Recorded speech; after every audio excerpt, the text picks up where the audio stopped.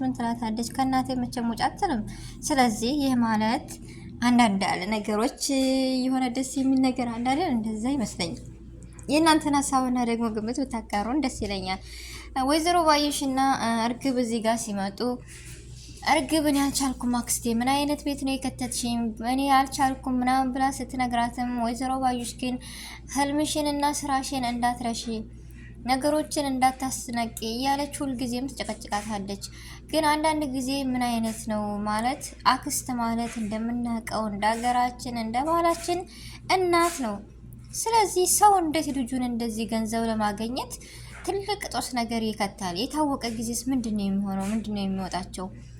ወይ ገለው ወይ ገለን ነው ወይ ገድለን ወይ ሙተን የምንወጣው ብላለች። ከዚህ ሁሉ ሰው ባለው ነገር ፈጣሪዋን አመስግና ብትኖር ምን ችግር አለው? የሰው ልጅ ገና አገኛለሁ ሲል እኮ ማጣት አለ፣ ማጣት እንዳለ ማግኘት አለ።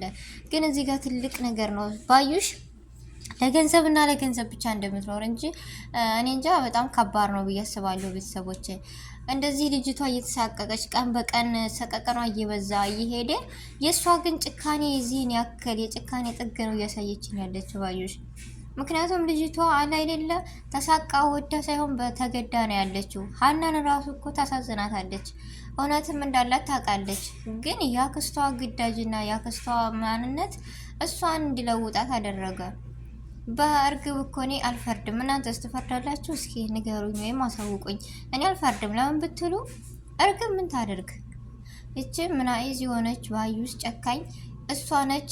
ለሀና ምና እንደዚህ ሴራዋን አውቃ ሁሉ ነገር አውቃ ለሀና እንትን የሆነቻት ጦስ የሆነቻትና እርግብ ደግሞ ከገጠር አምጥታ ባዩሽ እርግብን እዚህ ቤት ስታስገባት ነገሮችን ስላጠና ልክ እንደዛ ሆኚ ቤተሰቦች እየበዙልኝ ነው ያሉት አለች እኮ እርግብ እያቸውፈች እየሳቀች።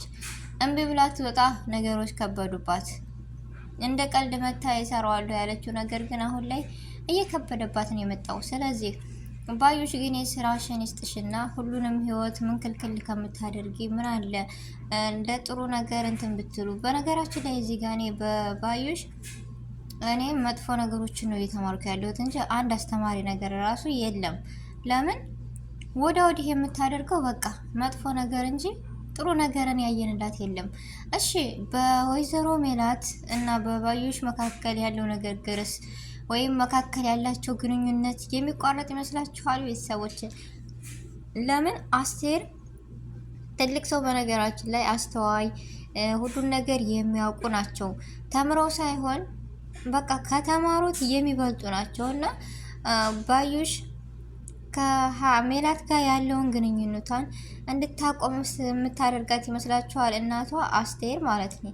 ስለዚህ ይህ ከሆነ ደግሞ እጅግ በጣም ደስ የሚል ነው። መጨረሻቸውስ ምን ይሆን? ማንስ ያቸንፋል? ባዩሽም ሲያዋት የፈራች ይመስላል እዚህ ጋር። ለምን ብትሉ የሆነ ከፊታቸው አይቶ አንዳንድ ሰው እኮ ፊት አይንን አይቶ ወይም ፊትን አይቶ መረዳ መቻል አለና እዚህ ጋር ስረዳ እርግብም የድንጋጤ ስሜት ይሰማታል። ባዩሽም እንደዛው የሆነ ወሬ ሲወራ ተሰማ ልበል ወይንስ ምንድነው ያስደነገጣቸው ነገር? ወይስ የዲኤንኤ ምርመራ ውጤት ለሀንዬ ሆኖ ነው እንደዚህ የደነገጡት? የሀኒ መሆን የለበትም። ለምን ዶክተሩ የነሱ ነውና። ላኪን ዶክተሩና የሀና ነገርስ ይጋለጣል ብዬ ተስፋ አለኝ። ለምን ውሸት ነው ሁሉም ነገር።